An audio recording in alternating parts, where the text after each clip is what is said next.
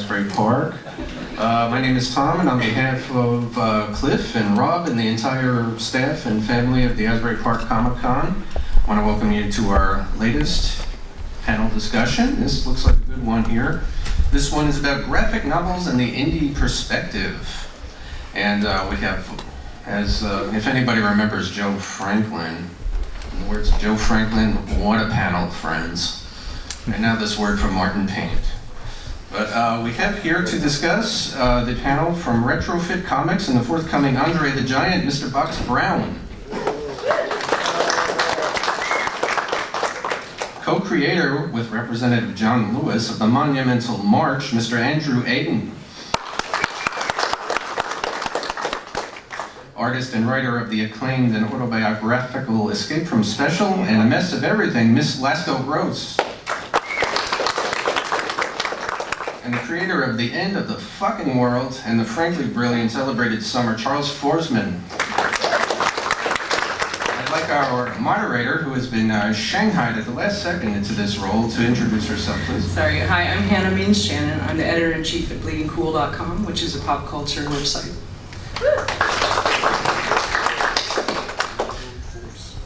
Right, well, since this is a little impromptu for me, I guess I'd like to start off by asking each panelist to talk a little bit about what their work in progress is right now, or what their biggest project is right now, just so we know a little bit more. You just heard some of the titles, but and when those books are out as well. Charles? Oh, okay. My latest book, Celebrated Summer, just came out on Fantagraphics just in January, I believe. Oh, I must apologize, I'm losing my voice, so if I keep things brief, that's why. Right now I'm working on, my big thing right now is I run a small publisher called Oily Comics, where we make mini comics and zines. So that's what I do constantly, and I'm working on a floppy comic book for alternative comics, which should be out in the fall. Wow, that's awesome. I didn't know about that. Yeah. My name is Box Brown. I had my Andre the Giant book coming out in a few weeks, but I finished working on it about a year and a half ago, so I've been doing a lot of stuff since then.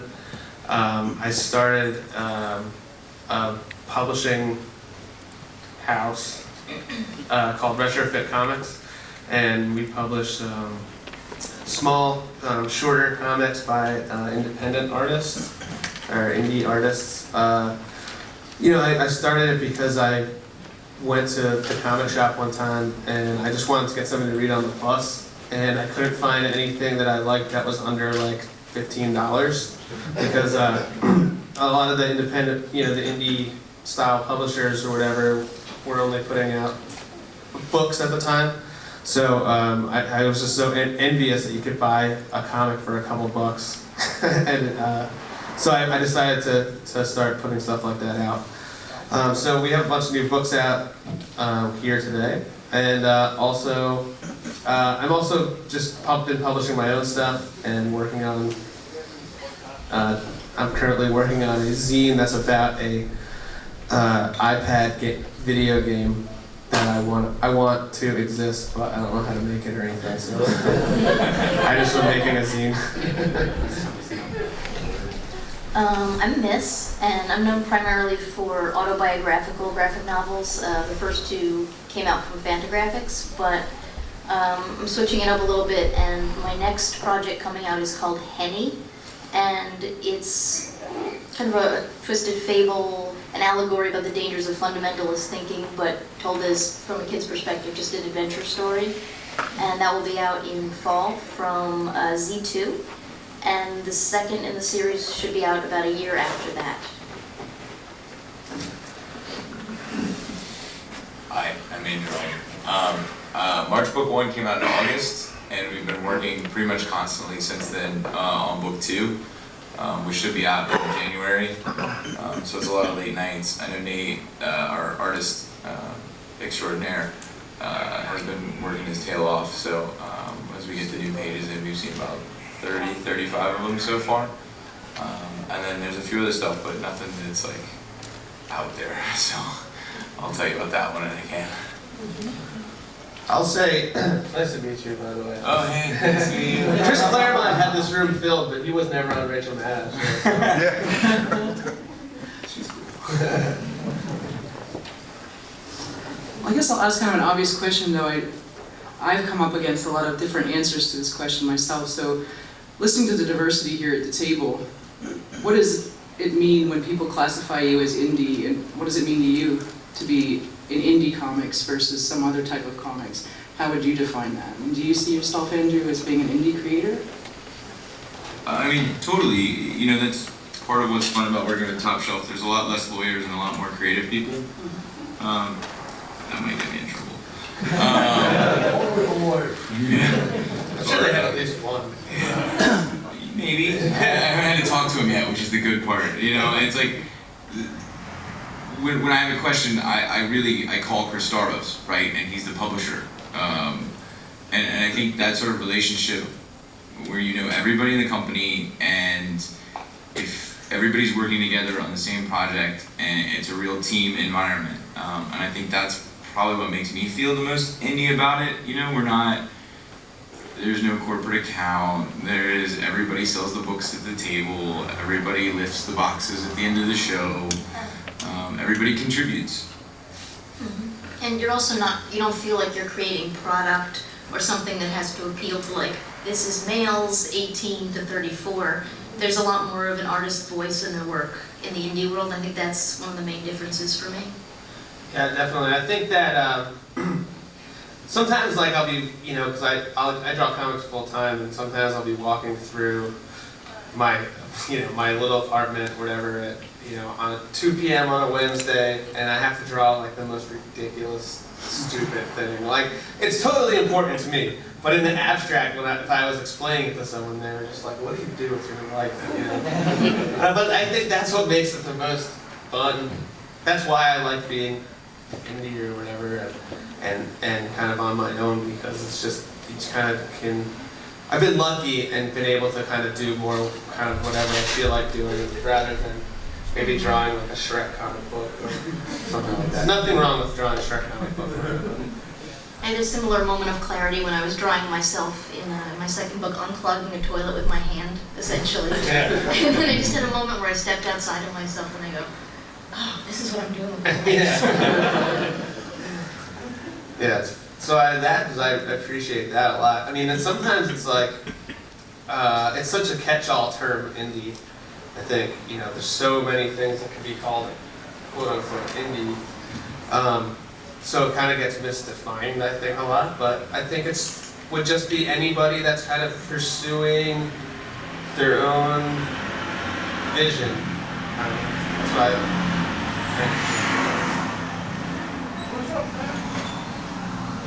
Oh, you want me to say something? Oh yeah, we have no money too. That's it. that's the elaborate. But yeah, I mean, everything these guys said, it's basically everything I've done has been what I wanted to do, which is, if I could draw superheroes or something, like, I probably would do that and get money, but I don't know, there's something wrong with my brain, so I can only do what I do, I think, so. It would be equally terrible, I think, as going into, like, if you were for me, I think if somebody was like, okay, we'll pay you X amount of dollars to draw this thing, but it's like something you totally hate, that would be equally as disheartening as just going into a job that you hate every morning that you don't want to be there. It wouldn't be that much different. I mean, you're getting to use your hands a little bit, in that respect, but for me, that's only part of the satisfaction, is the actual drawing. Yeah. Yup. Excellent, thank you. Well, I am bleeding cool and you let me up here, so I'm going to ask you, like, how do you feel about superheroes? Is this some sort of big antipathy? Because the way this panel thing is written, this is specifically about a non-superhero panel, so I'm just going to ask you once about superheroes. Do you read them? Why don't you want to work in them? Or do you feel that you do create heroes? I don't have a problem with superheroes or superhero comics. I still read old ones sometimes. I got, when my friend Josh Bayer did this comic about the book Rom, so I got into kind of reading some Rom for a while, and I appreciate a lot of Jack Kirby, anything that he's ever done, I really, the thing for me is that I'm not super interested in the superhero story anymore. Or maybe I am at sometimes, but just not all that. I always think about it as if, like, imagine if the movies were only superhero movies. I mean, some people probably love that, I'm sure, but there's so much more that a movie can do besides superhero stuff, and I think comics are kind of the same way. I don't hate superheroes. I think I can't speak for the other panelists, but that's where I started reading comics, and I think at a certain age, they just stopped appealing to me because you start putting them in the context of like, oh, this is really about like benevolent fascism, and this isn't really like my cup of tea, but they're still really fun. But I just think I like other sides of human existence more. But that said, I'll always have a soft spot for Kirby's Fantastic Four and, things of that era. But I also think the representation of, like, women is, in general, Every woman in the crowd is like... I don't even know what word I could use to describe it. Like, there's so many that come to mind. Sure. It's just, I'll just say overall blanket, it's disappointing. They're really disappointing. That's the least colorful way I could put that. Yeah, I grew up on, I started reading superhero comics when I was 10, and I still read them now. I mainly buy old stuff, like 60s and 70s Marvel. And I think, something that I can say about, like, at least my generation of comics is that, like, there used to be a definite dividing line, like in the 90s, it was like, we're alternative, fuck superheroes, whatever. But now, I feel like everyone my age, we grew up with that stuff, and we love both sides, and so I think there's a good mixing, and it's definitely less of an us versus them, it's just, it's all comics. Definitely. I think that there was, I guess it was like the Comics Journal in the 90s was like, constantly just like expecting more out of superhero comics in general, and there was animosity, us versus them thing, and now I feel like there's more of a niche for Fantagraphics. Maybe they're not bigger, I guess they've been around for so long. But they're more defined, I guess, as a publisher. Yeah. Maybe. I don't know. I feel like I got to do a superhero book, right? Like, John Lewis kind of is a real life superhero in the sense that, he participated in all these pivotal moments in American history. But at the same time, my mother sent me this photo a couple of days ago of me on my 6th birthday with the Batman shirt and the Batman cake and the Batman napkin and the Batman hat. So that's where we started. I still have the 1989 Kenner Batmobile on my shelf. That was so huge that year. It was amazing. I was like, when I was 9 years old, it was like that was it. Batman was like the greatest thing. Right? So there's a part of you that's always like, okay, just let me do it once. Let me try it. Yeah. Let me see how it feels. I think about that too. Like, I don't think I could really draw the style that a superhero comic needs to be, but I think, I can't say I wouldn't love to sit down and be like, okay, you get to write, an X-Men comic today. I would be like, that's awesome. I would love to play in that sandbox a little bit, I know James Stern wrote he's an indie guy, and he wrote like a Fantastic Four series. And there's been other indie people that have written, Dylan Horrocks, I believe. Didn't he write superheroes? He wrote Robin, I think. Mm-hmm. Well, you've got Jeff Lemire who came in on Top Shelf. Yeah. Robert Venditti is doing he's been doing Green Lantern, now he's doing The Flash. He came in on Top Shelf, and Jeff Lemire is so huge, man. oh, he's huge, yeah. And just the nicest guy. Sure. If you're watching. Here's you guys know Jeff Lemire's superhero stuff is the books he put out with Top Shelf were really great. The I forget what it's called. Essex County trilogy. Yeah. Very good. I think that aesthetically. The thing that I'm not really into superhero comics in general now, mostly aesthetically, because for me it's all about like the ink on the paper, and sometimes with a lot of the I don't want to say overproduced, but very glossy. It's a stiffness to the Yeah, art. yeah. It's like you don't get to see we don't see the original artist in there really at all. In the way that in the older comics it was like. Right. That's exactly it. I mean, that's an aesthetic thing, I guess. And also, I've heard, anecdotally that there's a lot of micromanaging, because these are brands that are very important. So if you want to put your own imprint on it, you have to be in a really good bargaining position, I think, to do that. So that creates a lot of stiffness within the superhero genre.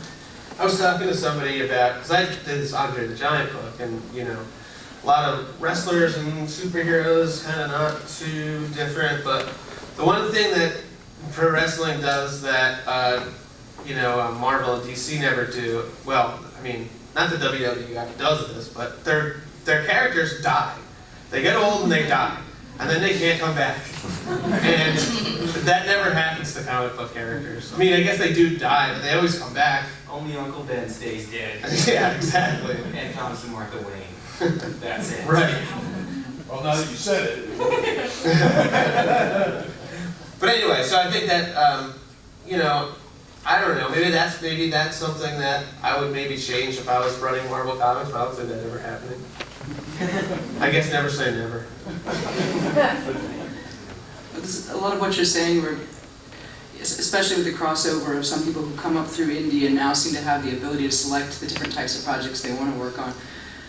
The other genres, aside from superhero in comics, seem to allow so much more freedom of doing what you want to do, even if you're choosing a certain category to work in. Some people defy genres anyway, but I think a lot of you would have a kind of genre attachment. I mean, Miss, you have autobio, but you're also so transformative in your work that it's not exactly strictly representational in the presentation. Andrew, you're dealing with history, and you're dealing with civil rights and things that are part of our consciousness. So, do you feel that you're more attracted to genres because there's less stricture to them? Superheroes have got all these rules, it seems like, that you have to obey. Is that the freedom, is that the route you're taking because of the freedom of expression, or is it more that you can own your own work and stuff like that? It's a little bit of both. I think it doesn't necessarily have to be literal ownership, but I think that part of the stasis, and again, not to be dumping on that world, but is because people have learned from Siegel and Schuster and Kane, and they have a sense. Yeah, they have a sense that if I put my best work into these companies, it's going to belong to them and be taken away from me. So people want to do their best work, I think, outside of that corporate structure, so that they're free to pursue, to the end of a story the way they want, something that's very close to them. If you look at Matt Groening, who is, I would say, the most successful indie cartoonist ever. There's a rumor, I don't know how true this is, but he had that strip Life in Hell, and then he came up with The Simpsons as a cartoon show, but I heard it was because he didn't want them to take his rabbit characters. Then he still did Life in Hell, even still kind of does it every once in a while. I think that's all about keeping something for yourself. I don't really think that way about. First of all, when you create something, when I'm sitting there creating something, the last thing I'm considering is the ownership or the selling of product or whatever at the end game of it. If you start there, then you end up with Kristar the Barbarian or something like that. So, and that's just so far outside of my work, How often is there a indie comic that becomes an action figure? Almost never. Almost never. Because there's Johnny Ryan action figures and stuff. And Tony Millionaire. Well, I'll say, when Staros took the risk and was like, I'm into this idea, he told me just to sit down and write. And I'd never written a script before. And I just had the idea after some discussion about framing the story around Inauguration Day, because it was a personally meaningful moment to me. And I think there was never a moment where Staros ever interjected with, well, no, I think you should do something else. It was, this is your book with John Lewis, make it your book. And being able to have the personal freedom to tell the story that you want to tell. With the editorial guidance being, okay, these are some small points that can make the story richer, but not anything about changing structure or characters or judging me when I put myself in the book. It was wonderful. I mean, that was really, something unique and special, and something that I haven't heard other people have that same experience with. Yeah, I think there's, as a, publishing retrofit, I don't know, maybe Chuck knows what this is like too, but like, I definitely I just have faith that the artist will produce something great, and I don't really even, if I can sense that they want some sort of input, I'll give it to them. I'm there if they need editorial work and stuff like that, but I kind of select artists that I know, they know what they're doing, and they know what they want to do, kind of, that's something I think that's different than in the indie world and the mainstream world. Well, what's your advice about being in indie comics and distribution and getting readers? I mean, that's a tough subject, isn't it? How do you know that you're going to reach fans? What are your strategies for that? And two of you, of course, are publishers as well, so maybe you can speak to that as well. Andrew, it sounds like you approached Top Shelf with your idea. Is that how it went? This is fun. Oh, great. So, a lot of us have this fantasy that one day we'll come up with the perfect comic book idea, and we will go to a publisher and we'll say, here's my idea. And they'll say, great, I love it, start writing. And that's exactly what happened. I was like so excited. It was at MoCA in 2010, and I emailed Staros before, and I was actually introduced to him by Jimmy Palmiotti, who has his hands in every part of comics. He truly is the mayor. And he just told me to go start writing. And I can tell this whole funny anecdote. I don't know what the question necessarily relates to, but and I guess that's sort of what I love about comics. I don't think any other medium, had we chosen to do it, would I've been able to A, get introduced personally, B, have him respond personally, C, listen to me, and then D, have that personal touch throughout the whole process. So I think I've been really lucky in that regard. Yeah, getting your work out there, it's like that part sucks, kind of. You have this thing where you have to market yourself, and you don't really have a choice. You have to be setting your stuff out on Twitter, Facebook, Tumblr, and all that stuff. But it's just this you have to do it, kind of, and you don't really have a choice about it. Yeah, something I learned about the last few years is also, at least for me, regularity of output really sort of changed, how many eyeballs are on me, I think. And Box knows this because he puts out a ton of work.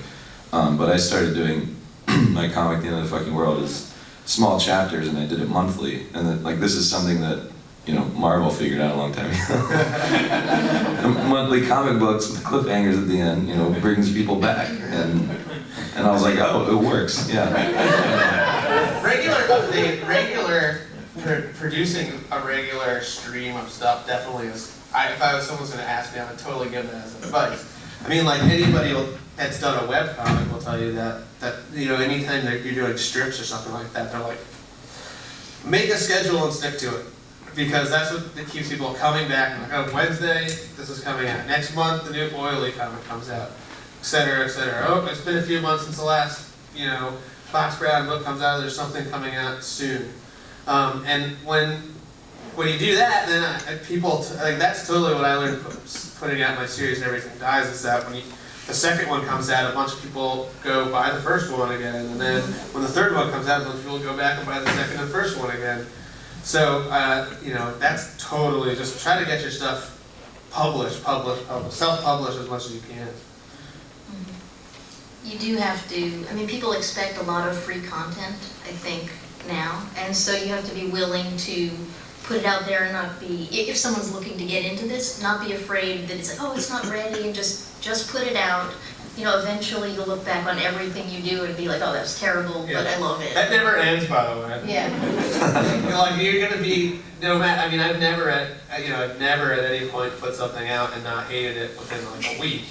But I think then like a few months go by and you can kind of look back You get on more it. perspective. You get a little bit more perspective on it, but that whole thing where you finish it and then you hate it, like that's just a part of the process. You don't, I should say, you don't hate it, but it's like you see all the mistakes, Sure. what you would have Yeah, done yeah, differently that's because it's so recent, Yeah, and then yeah. you look back at a book that was like from a year ago or two, and you're just like, yeah, that's all right, I'm proud of that. Yeah, or even when you see the mistakes, you're just like, okay, you know, you just kind of see everything. You kind of see like, okay, there was some good things about this. That's what I'm looking at. And you build momentum. It's like they were saying, like you just have to keep putting stuff out and not worry about getting it to the perfect state before it comes out. Yeah, not being too precious about things is a huge, you know, very helpful thing I learned pretty early on, just to kind of just be like, whatever, this is what it is for now. And just hopefully the next one will be better than the one before it. And not everything's going to be your masterpiece. I think that's what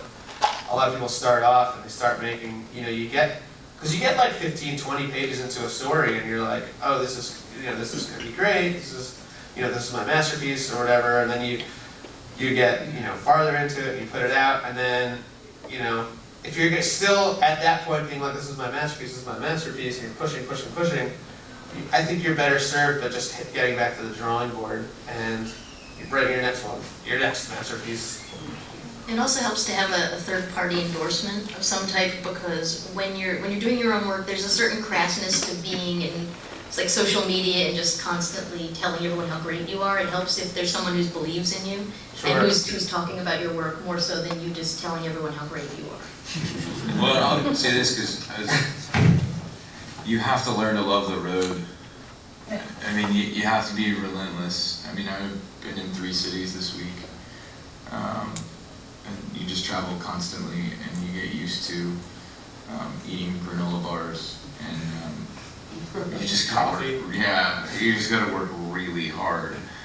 And elevator conversations, right? You gotta be able to get in an elevator. You never know who you're gonna bump into. So you gotta be willing and ready to go on the spot. And the other thing that I think I have a lot of respect for now is how much of the whole work the individual creator in the indie community has to do. Doing the publicity, doing the logistics, doing the speaking engagements. You basically, I mean, I work, my day job is I'm a congressional staffer, and so I'm used to staffing somebody and being the guy who's got their binder or tells them where they're going next or something like that. And you have to do all of that yourself. You have to be your own staffer. And I mean, I just have so much respect for how hard these creators have to work to do that. One thing that's awesome, going back to real quick what Miss said, is that when you have a third party endorsing you, really cool thing to do is just have all your friends that you draw comics with just like talk about each other's work all the time and be like, oh, my friend so-and-so has this coming out, and you kind of help each other out that way. I think also just hanging out with a lot of other cartoonists and your friends and you're all working on stuff and you share tips with each other and you see the way different people work. Everybody does stuff differently, and you're sharing which tools you're working on, and just like, I think that's a big part of development for me anyway, was just getting to know other cartoonists and stuff like that and talking about how people make stuff, and then they're having the same issues, problems you're having, or get stuck in the same places that you're getting stuck in, and it's helpful. That's something that is a big area of discussion that we should say is just how community-based indie comics is. I mean, that is your fan base, those are your peers, that is how you learn new things and develop. Whereas with mainstream comics, it's pretty diverse. Fans get together to relate to each other, especially at cons and stuff, which is the only place they can do that aside from the local comic shop or something like that. But indie shows the importance of being a presence physically in person. It sounds like most of you endorse that. Like you hit the road, you sell your work, you promote yourself in person, because a lot of indie creators don't even want to sell except face-to-face. I know some have made choices that they won't go online or whatever, they'll just sell face-to-face so they get to know their fans, they create this community. But I think in the past few years, the indie community has gotten bigger and bigger, which is a really heartening thing, so that you can get support on a wider scale. So I guess related to that, I'd ask, do you all consider totally creator-owned work, like using crowdfunding, a viable thing? Are you interested in that? Or would you prefer to go with small publishers and stuff like that? Or a mix thereof? Because some people do both. They produce their book first by themselves through crowdfunding, and then they get picked up by someone like IDW. These companies, Monkey Brain does that as well, to pick up a book after crowdfunding. So what do you think of community funding for work? I think it's fun. I mean, I've used it before. I don't have any problem with it. I think the idea of someone being like putting down some, saying a work that's been crowdsourced isn't worth as much as a book that's been published by a publisher is silly. I mean, if you're making the money, you're making the money, and it's coming out. Who cares? I mean, it doesn't. Honestly, like you could make more money on Kickstarter than you could with a publisher in certain cases. So, I mean, you can't really, and it's, when it was Kickstarter was first coming out, I was like, who knows if this is going to be gone tomorrow? So you got to find, and if right now I can get $10,000 to put together this project that I have, it'd be stupid not to at least try it. I mean, if I had, you know what I mean? Like, because you don't know. Tomorrow there could be no Kickstarter. I mean, it doesn't seem that way now, but at the But there time. could always end up being a glut of people with their hands out, and like I think Sure. it's a great way to start a project, which it's hard to get someone corporate to believe in, and I think it's great for people who don't have other options. Personally, I'm fine being with a publisher in the traditional sense, but I contributed to Womanthology. Which was, I think they ended up raising like something ridiculous, like $100,000 for various like women's charities, and I know they gave some money to Malala for her medical bills, and so I think especially for charitable things, it's a great way to draw in funds from people who, it's not so much like without that kind of public television tote bag, like someone wouldn't give money. But when you're talking about something charitable or something progressive, I think it helps motivate people if they feel like they're a part of building something, and if they have some kind of an ownership of a project. It's interesting, like, with Kickstarter, like, I'm sorry, go on, I got lost my train of thought. I should ask, is everyone here familiar with what Kickstarter is? Oh, I hear understand. Okay, just make sure. The thing with Kickstarter that's cool is that every Kickstarter project has a certain percentage of the people that buy the stuff on Kickstarter came through Kickstarter. Whereas like, so it has like a certain percentage of captive audience that's finding out about your work that way, and from no other way. You know I what didn't I mean? think about that, it just makes it another platform to Yeah. promote yourself. Yeah. So there's that too. I think people troll the Kickstarter comics area the way people just browse at comic shop and stuff. That's very way. I mean, actually, maybe I shouldn't admit this. I'm gonna get in trouble again. I wish we had. You guys ever see that reprint we did of Martin Luther King and the Montgomery story? I kind of wish we had actually done that through Kickstarter to get it going, rather than sort of the traditional